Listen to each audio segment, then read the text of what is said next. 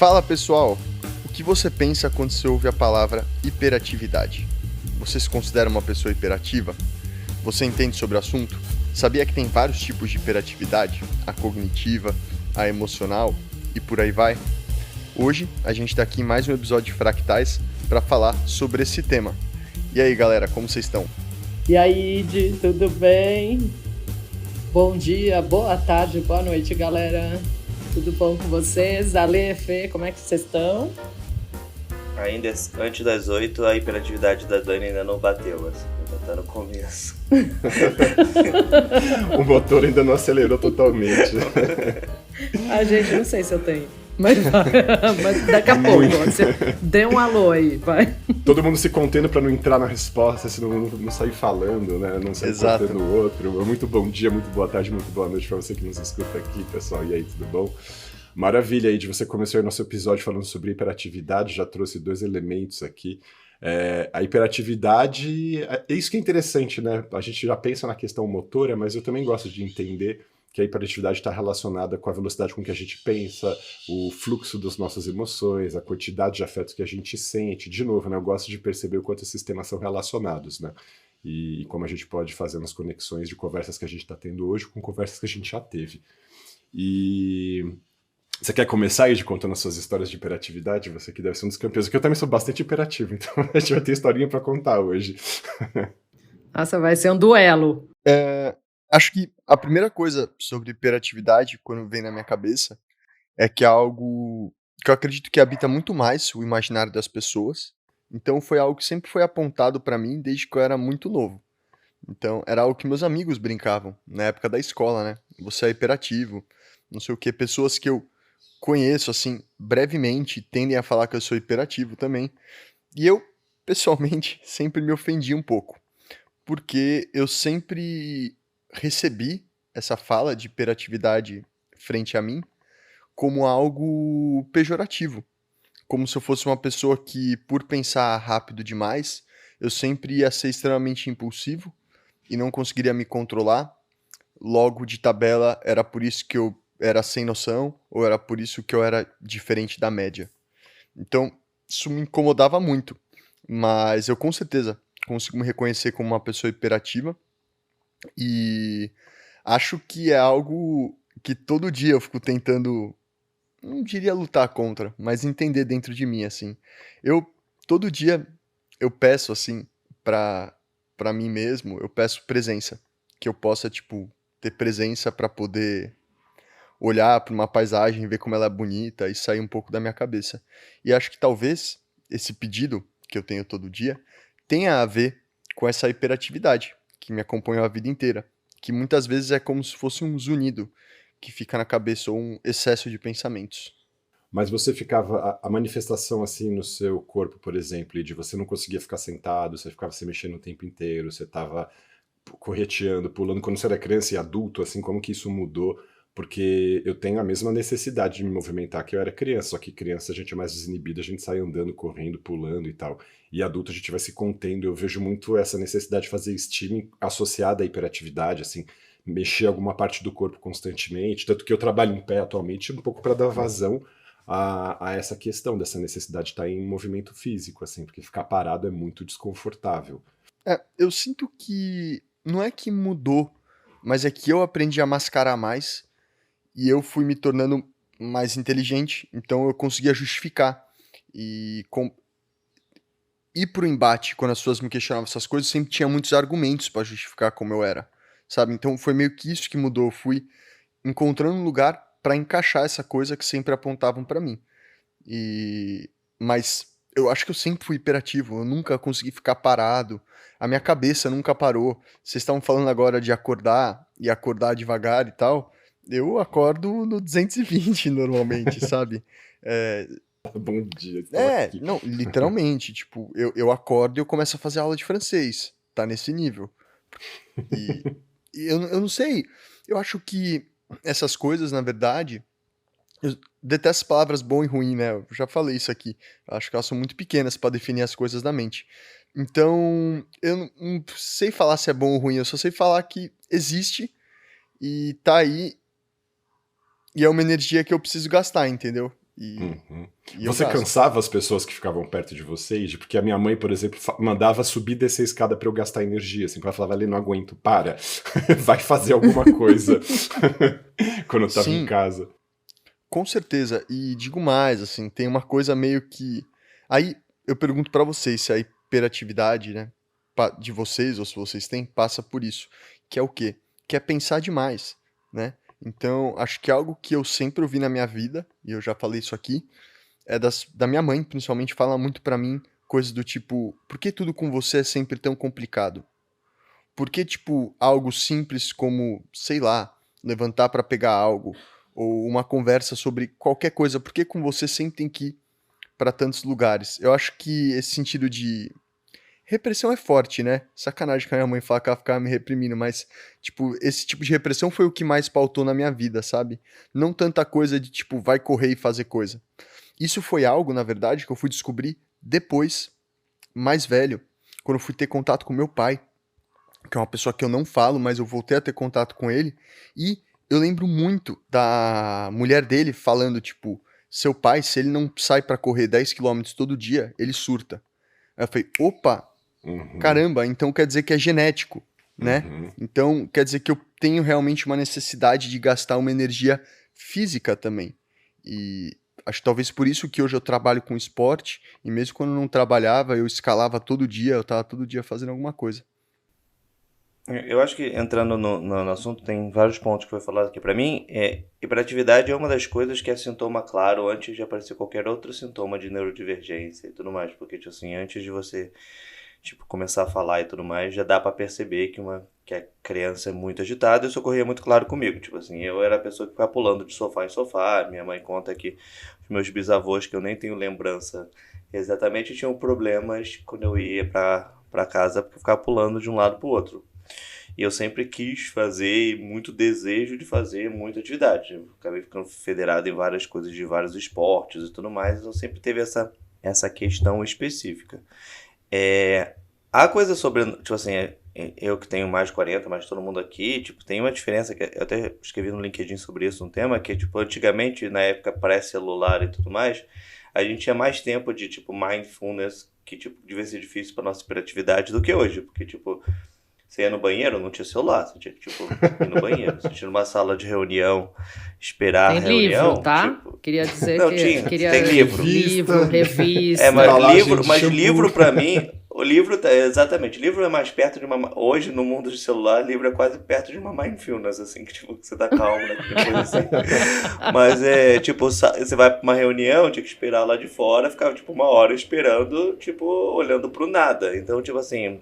Para os hiperativos como nós, assim, a gente viveu muitos momentos que a gente teve que lidar com a hiperatividade de modo forçado.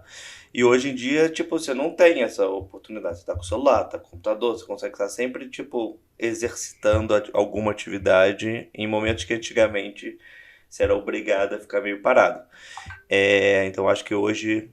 Isso vira um incentivo a pessoas que já são hiperativas ficarem ainda mais hiperativas. Tipo, vários de gatilho, tipo, botam mais gasolina aí no fogo para esse tipo de coisa. O que na minha, aí entrando num tema específico, o que mais afeta as pessoas na minha hiperatividade é que eu falo muito rápido. Então, tipo, todo mundo fala isso pra mim, e eu dou aula e tudo mais, todo mundo fala assim, Felipe, você fala muito rápido, você fala aí 1.5, assim. Tipo assim, eu nem sinto mais...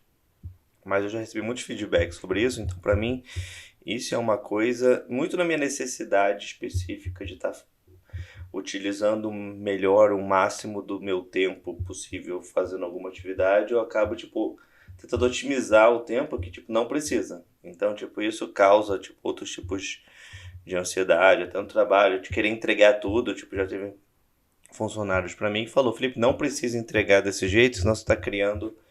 Tipo, um problema pra você mesmo de expectativa. E, tipo, eu não consigo... Hoje eu consigo mais, mas ainda tenho muita dificuldade de você me pedir alguma coisa, ou o celular tocar à noite do trabalho e tudo mais, e eu não responder. Então, tipo, tenho necessidade de ação que não é bom pra mim, não é bom pra, tipo, as pessoas em volta. Pra mim, não é nem bom pro trabalho a médio e longo prazo, na maioria dos casos. Então, tem muitos efeitos dessa hiperatividade, assim. Você sabe que você falando isso, gente, eu não gabarito, né, hiperatividade, eu acho. Eu tenho talvez uma hiperatividade cerebral que não vai para motora, ou vai assim, eu só fico batendo a perna, né? Tenho aquela coisa que eu achava que era síndrome de pernas inquietas, que você fica batendo a perna e tal. Aí o Fê falando da questão do celular, eu lembrei que eu desenho, né? Desenho. Eu não desenho nada, aliás, mas tipo, se eu tô numa reunião, não tô com celular, ou eu tô em algum lugar, eu tô, tipo, fazendo um desenho. É isso que eu tô... Eu também, muito. Eu também. Faz aqueles em 3D gigantesco. O caderno é só isso. Eu não tinha caderno na escola. Literalmente, meu caderno era só desenho. A ponto de, tipo, as únicas folhas que eu tinha de matéria, eu peguei pra fazer aviãozinho de papel. Ou deixou de lembrança, assim, pra você tentar decodificar agora, né? O que será que me interessou nessa anotação aqui, né? Por que eu fiz isso, né?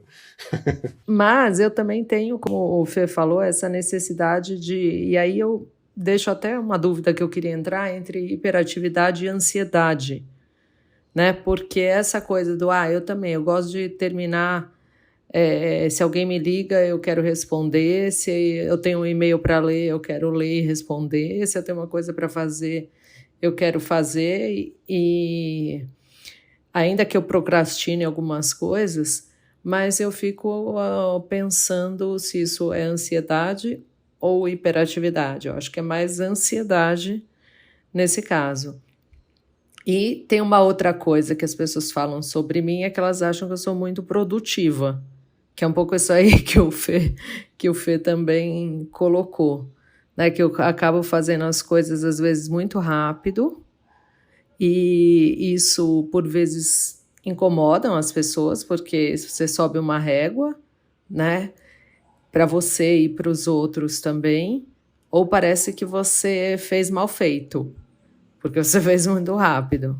Sim. Uma coisa até não exclui a outra, mas... Não é sempre assim.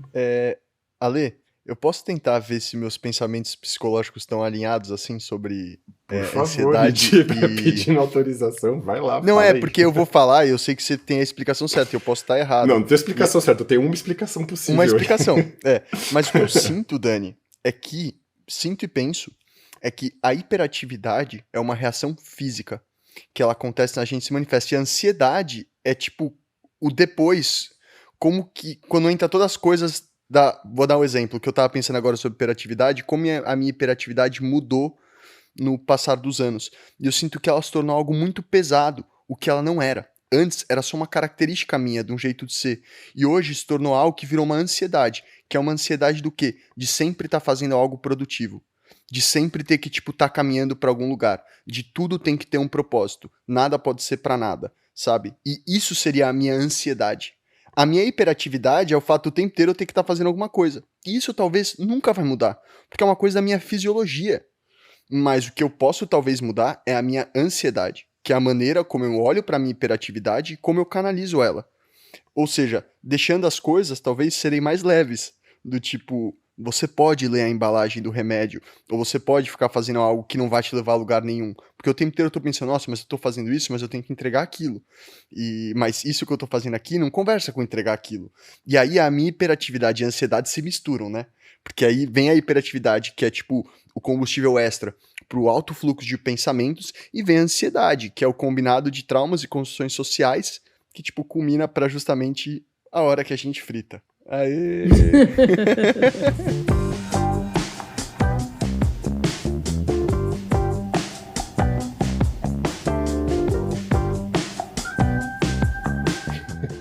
Aí, não, a sua explicação tá excelente. É isso mesmo, eu não vou falar nada muito diferente, assim.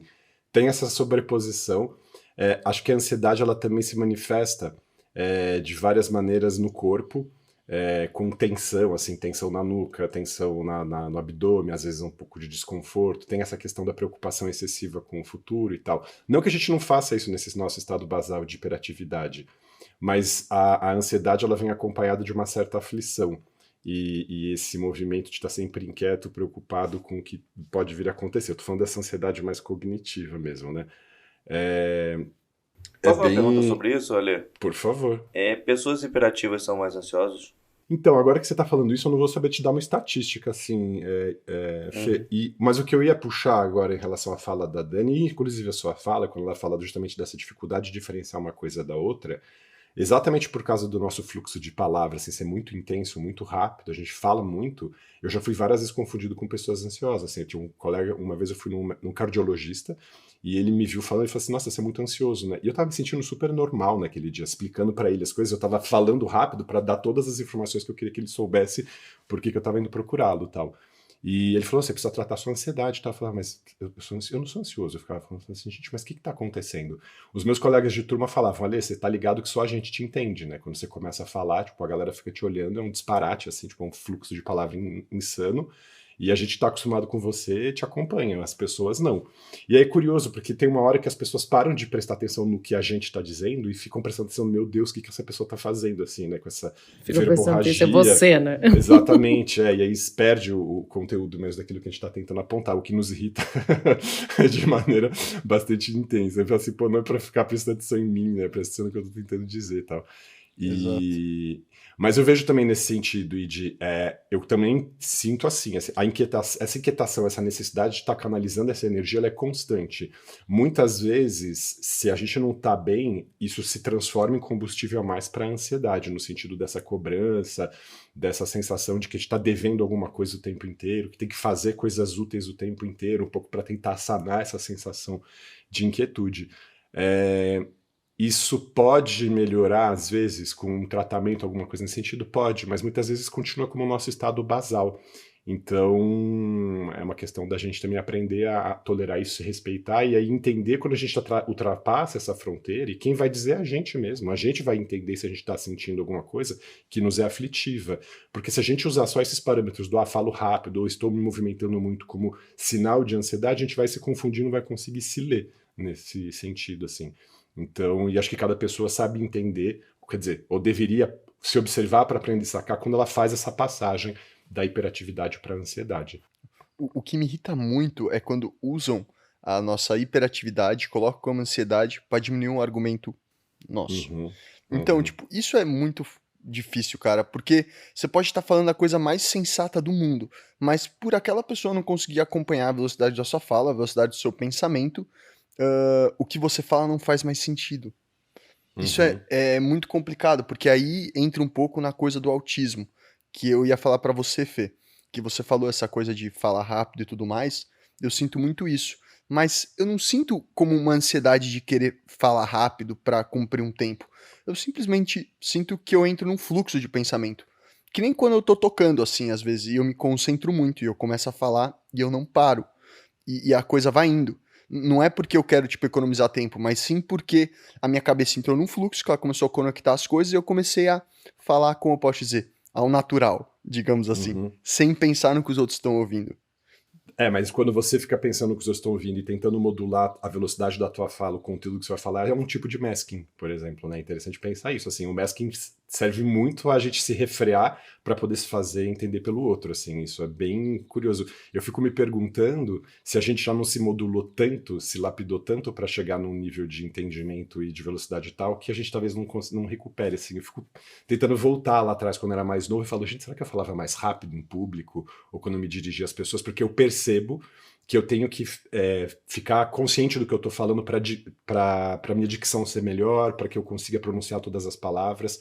Eu lembro que quando eu fazia teatro na faculdade, a nossa diretora ela fazia um exercício de ficar colocando a vogal U antes de cada vogal de qualquer palavra. Então eu falo assim, como você está agora, assim, como você está agora, e ficar fazendo esse treino de ficar introjetando uma vogal a mais para esticar a palavra, para poder diccioná-la inteira, assim, poder pronunciá-la inteira, para não ficar confuso para outra pessoa. E às vezes eu ficava me exercitando nesse sentido, para não comer final de palavra, para não atropelar as coisas e me fazer mais claro. E acho que com o tempo... Que nervoso isso. É curioso, né, fazer esse exercício. É tipo a língua do pi, né? A língua do pi não, a língua do P. E super funciona para melhorar isso, assim, porque antes eu mordi meu próprio lábio, assim, eu rolava a língua de tão rápido que eu falava as pessoas assim, Alê, e eu, opa... Então, apontando essa questão dessa necessidade de fazer masking, inclusive nessa velocidade com que a gente se expressa, né? Uma coisa interessante é que quando eu me relaciono com pessoas que falam muito rápido e comem palavras, eu super reconheço o que a pessoa tá falando, eu entendo tudo, inclusive eu meio que até ouço as palavras que aquela pessoa tá comendo. Eu juro pra vocês, é engraçado. Às vezes, Não, mas você falou, eu tô aqui ouvindo, né? não, e tipo, eu vejo que todo mundo tá boiando assim, porque ninguém percebeu que aquela pessoa comeu uma palavra da fala dela, que era essencial pro entendimento como um todo, mas como, tipo, eu já tô acostumado com isso, eu vivo isso, aquela palavra pra mim já tava ali e eu continuava com a pessoa e quando eu via, tá, tipo, todo mundo boiando ao redor. Não, eu tô pensando em muitas coisas, na verdade, porque pra mim, tipo assim, a gente foi pra vários temas de hiperatividade, assim, tem vários outros temas específicos que falam, né? Eu tava falando negócio de infância versus adulto. E tem, eu acho que esse negócio que o Ale fala dessa necessidade de se movimentar, eu não tenho essa parte, tipo, eu não tenho necessidade de, tipo, andar ou ficar em pé, que nem o Ale tem, eu não tenho essa parte da hiperatividade. Mas, por exemplo, pra mim, o home office não é tão produtivo que nem ir para o trabalho e volta de um monte de gente. Eu acho que, tipo, o estímulo de estar no trabalho, levantar, falar com pessoas, tipo, aquela interação constante de lidar, acaba me dando até mais focos de produtividade do que ficar parado fazendo. Então eu acho que, tipo, a necessidade... Eu nem acredito que você fazer 10 coisas ao mesmo tempo faz você fazer 10 coisas mais rápido do que focar especificamente, sabe? É uma coisa que eu fico pensando várias vezes. Entretanto, eu sou uma pessoa que, tipo, se você falar, eu tenho o hiperfoco de fazer e mudar rápido, mas eu gosto não é da bagunça especificamente, mas eu gosto da interação, eu gosto do excesso de coisas em volta de mim. Eu acho que eu sou mais feliz e mais produtivo desse modo, assim, eu acho que isso tem a ver com a minha hiperatividade. E tem também uma coisa que é um efeito de sociedade em relação a hiperativos específicos, é o fato de produzir um monte de coisas e as pessoas acharem que é outro tempo livre ou alguma coisa do que eu faço com a minha vida, que tipo assim... Eu escrevi o livro, tem o nosso podcast, eu posto muitas vezes no LinkedIn e eu trabalho, tipo, 10 horas por dia. Então, tipo, da onde vem... Eu jogo bola, faço um monte de atividades e, tipo, eu acho que eu sou um pai extremamente presente. Ponto é que, tipo, o nosso podcast, assim, é a nossa 40 minutos que a gente grava de manhã, mas a gente não faz uma super preparação, uma coisa muito mais conversa e tudo mais. Então, tipo assim, ó... Tem gente que ainda tá dormindo até agora e a gente vai acabar de gravar o podcast. Então, tipo, não, tipo, dá pra se fazer um monte de coisa e não é que eu tô deixando de fazer alguma coisa, mas isso é, tipo, meio motivante na minha vida. E eu comecei a criar várias explicações pra mim mesmo. Então, algumas, assim, é tipo... o meu objetivo de vida é sempre deixar, tipo, marcos e lastros. Eu só tenho essa vida, então eu quero produzir uma quantidade de coisas possíveis, ajudar uma quantidade de gente possível, qualquer coisa que é, tipo, deixar marcos. E aí depois eu fico analisando e falo, cara, isso é só, eu acho, uma autodefesa pra minha hiperatividade, sabe? Em si. Então, tipo, eu fico constantemente pensando nessa definição de a diferença de estímulos para vários tipos de hiperativos. Ô Fê, você falou um negócio, cara, sobre, tipo, o negócio home office do trabalho e que talvez isso conecte com a coisa da hiperatividade, porque muitas vezes eu sinto que a gente busca ambientes que conversem com como tá a nossa mente, às vezes. Talvez a gente se sinta mais acolhido. Então, tipo, a mente tá muito agitada, o ambiente que é mais agitado, tipo, conversa com o que é a sua mente naquele momento. Não sei. Porque é meio que aquele papo do tipo que o excesso de barulho é tanto que leva à ausência do barulho, sabe? Ou que o silêncio é muito alto, às vezes. Então, talvez converse com isso, mas eu não sei. Mas aí você prefere estar num ambiente que se coadune com a sua inquietação, assim, tipo, que o ambiente externo também esteja agitadão e aí parece que seu corpo entra em ressonância com esse ambiente, é isso? Tipo... Às vezes acontece, tipo, eu tenho muito isso de ter, por exemplo, eu tenho muita facilidade de dormir em ambiente barulhento, porque é meio que como a minha cabeça já não para de jeito nenhum. Então, como o ambiente é barulhento, eu consigo sair um pouco da minha cabeça e ficar naqueles barulhos, aí eu, pum, durmo. Uhum. Mas e como é que você fica, então, no mar, mergulhando? Não é muito silêncio? Não é tudo muito devagar? Então, mas é que eu sou essas duas coisas. Exato, mas isso que eu acho interessante, dá para não é inconciliável. Eu detesto barulho repetitivo, tenho hipersensibilidade auditiva, mas se eu vou para uma festa que eu tô afim de ir, eu gosto também daquela coisa da música, da luz e tudo mais. Às vezes a hiperestimulação era interessante também. E o Fê trouxe um aspecto que é essa questão da atenção, né, que a gente pode compartilhar entre várias atividades, dividir a atenção entre vários focos, assim. Eu vejo isso como uma necessidade também de caminhar essa hiperatividade. É quase como se fazer uma tarefa única fosse pouco para dar conta da necessidade do meu cérebro estar em estímulo.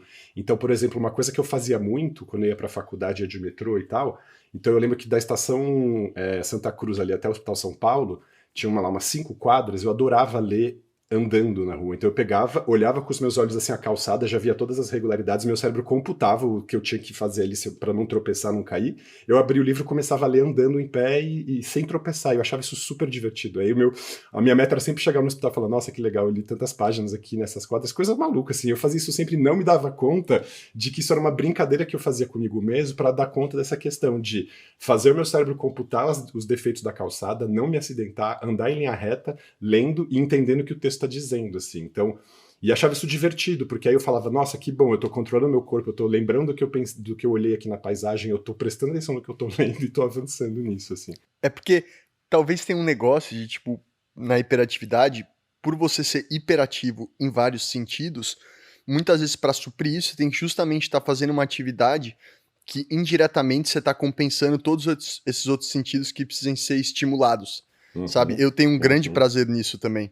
Em sentir quando eu consigo fazer várias coisas ao mesmo tempo. É como se, tipo, eu conseguisse sintonizar a minha cabeça em todos aqueles pensamentos que sempre estão acontecendo, mas de maneira para uma aplicação real, né? Como, por exemplo, andar lendo. E aí era quase algo, bem como você colocou ali, como uma brincadeira, assim. Eu tava brincando comigo mesmo. E isso é algo que eu sinto muita falta, assim, hoje em dia, na maneira como eu estou. Sabe? De olhar com mais leveza pra essa hiperatividade e aproveitar mais esses momentos. Tipo, quando isso tá acontecendo, ao invés de eu estar olhando e falando, nossa, que legal esse malabarismo que eu tô fazendo aqui, eu tô pensando assim, nossa, você não vai chegar a lugar nenhum se você não conseguir a habilidade de focar em só uma coisa. Ao invés de eu só, tipo, aproveitar essa outra característica que eu conseguia aproveitar antes. Que era assim, você vai chegar em todos os lugares, né? Porque você tem muitas habilidades. Não é lugar nenhum. Exatamente, Dani. É tipo isso. Exatamente. E pirar Mas esse no barato é o discurso mesmo. neurotípico por excelência, né? Concentre-se, faça uma coisa só. E você fala, gente, isso não funciona pra gente. Simples assim.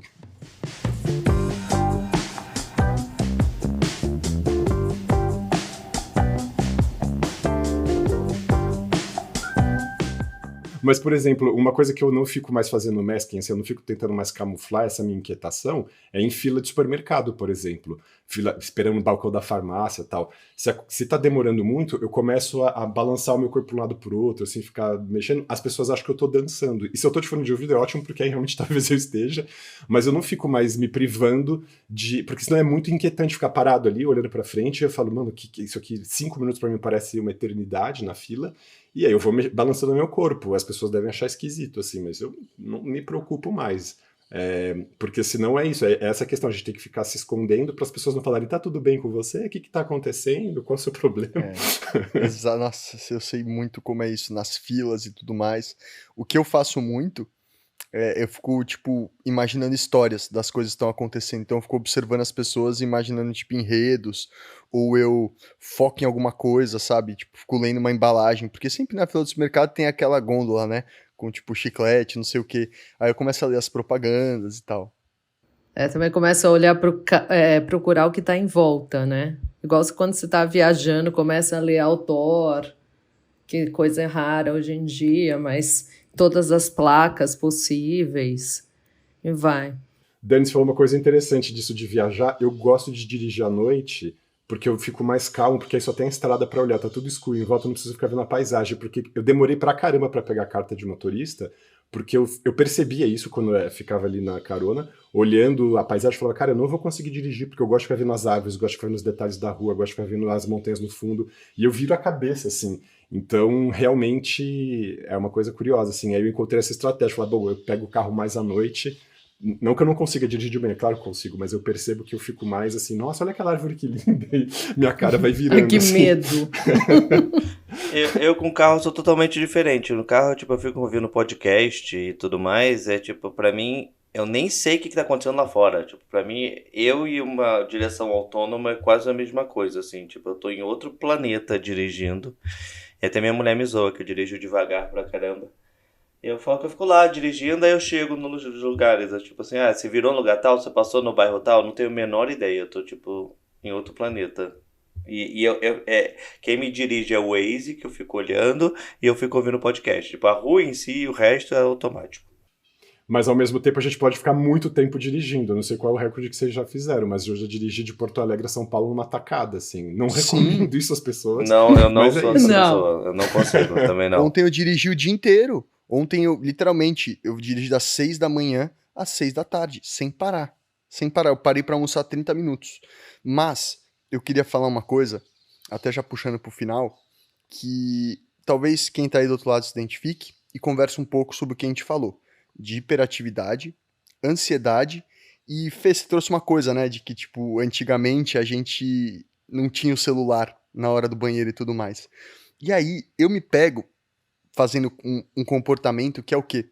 Quando eu tô esperando em algum lugar, e aí eu pego pra mexer no celular, eu começo eu mesmo a me julgar, como quem diz assim, nossa, cara, como você é ansioso, como você é hiperativo, você vai ficar olhando no celular. E aí eu começo a pensar que as pessoas podem estar me observando e falando, tipo, nossa, essa juventude aí fica no celular o dia inteiro, não sabe nem mais esperar numa cadeira, e não sei o quê. Então, eu sinto que... Ah, queria ter isso, que as pessoas olhassem pra mim e falassem, nossa, essa juventude.